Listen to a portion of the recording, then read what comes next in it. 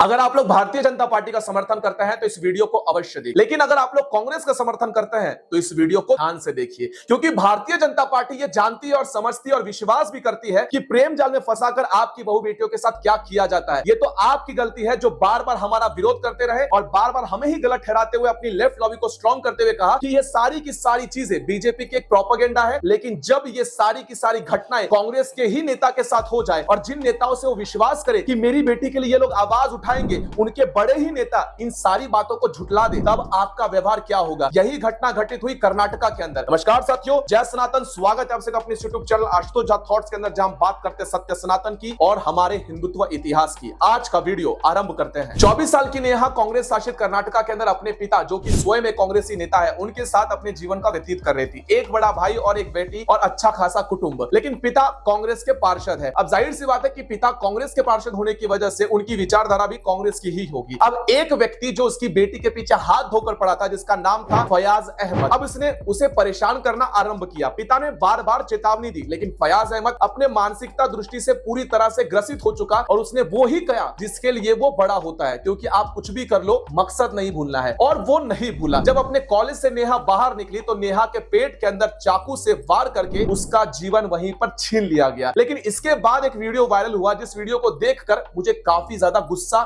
और पीड़ा दोनों आया था। यह वीडियो था कांग्रेस के उसी नेता के, नेहा के पिता का, जहां पर उसने कहा कि एक अनजान व्यक्ति ने आकर यह सब कुछ कर दिया। अपने बेटी केली में पढ़ती थी, बीयूबी में, एमसीए फर्स्ट ईयर है। वो आज शाम को सुबह 8 बजे से उनका क्लास था, 4:30 तक खत्म करके जैसे ही बाहर आती, उनको कोई अनजान आदमी आके उसको 7-8 बार 30 सेकंड में उसको स्टैबिंग करके स्पॉट पे उसको डेथ करवा दी। उसका देहांत हो गया।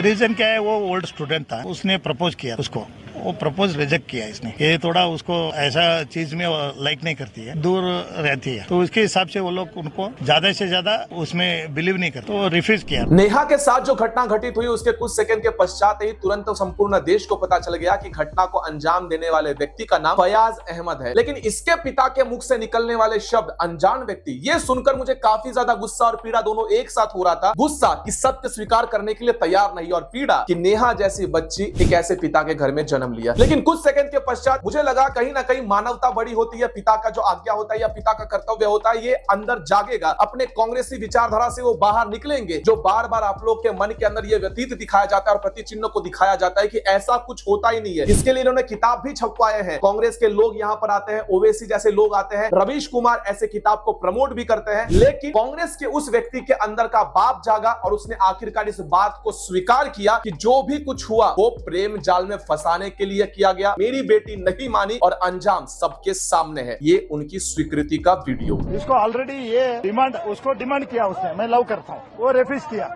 और उसको मार दिया। एक हिंदू लड़की और एक मुसलमान लड़का, अपना जात अलग, हम पंडित लोग, और इस पंडित लोग कोई मोहम्मदन से प्यार करता है। लव जिहाद वाले का जो संघ है ना, वो ऐसे ही टारगेट करते, जो अच्छे लड़की लोग चाहिए, अच्छे खानदानी चाहिए, और हमारे जितने भी जो परंपरा है, ऐसी लड़की को वो लोग अपने कब्जे में लेने के लिए। साथ कोई लव जिहाद नहीं हुआ। इस मामले को फालतू में बढ़ाया जा रहा है। ये कोई बड़ी घटना नहीं है, ऐसी चीजें होती रहती है। लड़की के पिता बेकार में मीडिया में बयानबाजी कर रहे हैं। आप सोच रहे हैं कि ये बात किसने कही? ये बात कहने वाले व्यक्ति का नाम है जी परमेश्वर, जो कि गृह मंत्री है कर्नाटका के। अब आपको याद दिला दूं, जिनके बारे में वो कह रहा है वो भी कर्नाटका के कांग्रेस का पार्षद है, और जो कह रहा है वो भी कांग्रेस का है। मैंने एक बात सदैव कहा था कि कांग्रेस किसी की नहीं हो सकती, फिर चाहे वो उसके पार्टी के लोग हो, वो अपने बाप की नहीं हो सकती, तुम्हारी कब होगी? कर्नाटका के गृह मंत्री संवैधानिक पद पर बैठे हुए, और संवैधानिक पद पर बैठे हुए व्यक्ति को कुछ इस प्रकार से बयान देना बिल्कुल भी शोभा नहीं देता है। अगर ये बात बीजेपी कहती तो हम लोग कहते कि ये पॉलिटिकली एजेंडा के तहत में काम किया जा रहा है। लेकिन आप ही का व्यक्ति जो आपके लिए ही काम करता था, वो कांग्रेस के पार्षद है, उसकी बेटी के साथ हुआ, तब अगर आप लोग ये स्टेटमेंट देंगे तो कौन सा कांग्रेस का व्यक्ति आपके समर्थन में उतरेगा? इसीलिए मैंने शुरुआत में ही कहा कि जितना ये वीडियो बीजेपी वाले को देखना चाहिए, उससे कहीं ज्यादा अधिक ध्यान से कांग्रेस वालों को सुनना चाहिए, क्योंकि आपके साथ, आपकी बेटी के साथ या आपके घर में किसी के साथ ऐसा कुछ होता है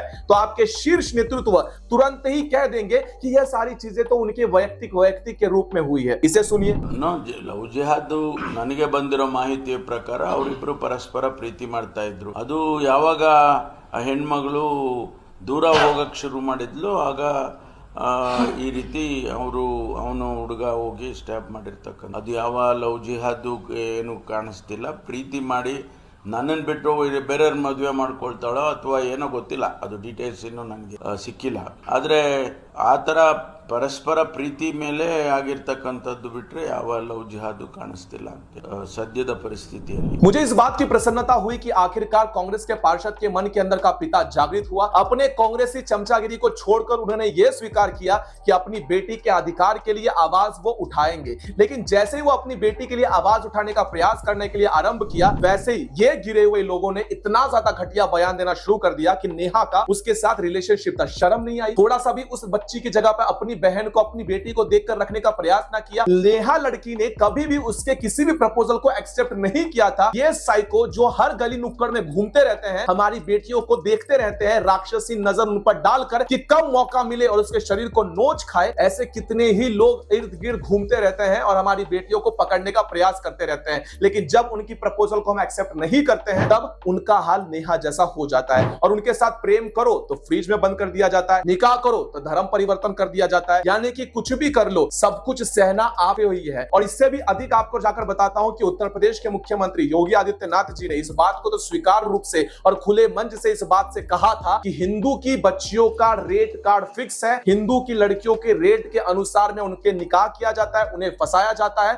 आप इस बात को भी स्वीकार करना ही पड़ेगा और इस बात को भी आप एक तरह निकलना, यानी कि हिंदुओं के लिए एक और प्रश्न चिन्ह खड़ा करते हुए जा रहा है कि आप जिन्हें चुन रहे हैं, क्या वो आपकी बेटियों के लिए संकट समय में खड़े होंगे, क्या वो आपका साथ देंगे? यहां तो सबसे बड़ा क्वेश्चन मार्क तो यही खड़ा हो गया. और मुझे अपेक्षा भी यही थी कि कांग्रेस जो अपने ही लोगों के साथ खड़े नहीं हो सकती है, वो अपने ही लोगों की बेटियों को बदनाम करने वाले स्टेटमेंट दे सकती है. तो आप जो कि कांग्रेस का सपोर्ट नहीं करते और अगर गलती से कांग्रेस शासित राज्य में रहने लगे तो आपकी क्या दुर्दशा और क्या हालात होंगे. लेकिन जब हमने अपेक्षित किया कि आप लोग एटलीस्ट अपने घर से जाकर वोट करोगे, तो आप लोगों को वोट करने भी आपके पैर में सूजन हो रही है, धूप लग रही है, चक्करे आ रहे हैं, माथे घूम रहे हैं और वो लोग बुर्खा पहनकर एक के नहीं 2-2 3-3 बार जाकर वोट कर रहे हैं और पुलिस वाले जाकर उन्हें रोक रहे हैं. तो कुछ तो थोड़ा सा शर्म करो और जाकर अपने अच्छे भविष्य के लिए ऐसी घटना आपके साथ ना हो, इसीलिए जो व्यक्ति उचित है उस व्यक्ति के सामने साथ जाकर उसका साथ दे, उसकी सरकार लाने में अपेक्षित करे और इसी के साथ अपने वोट का उपयोग करे, नहीं तो ये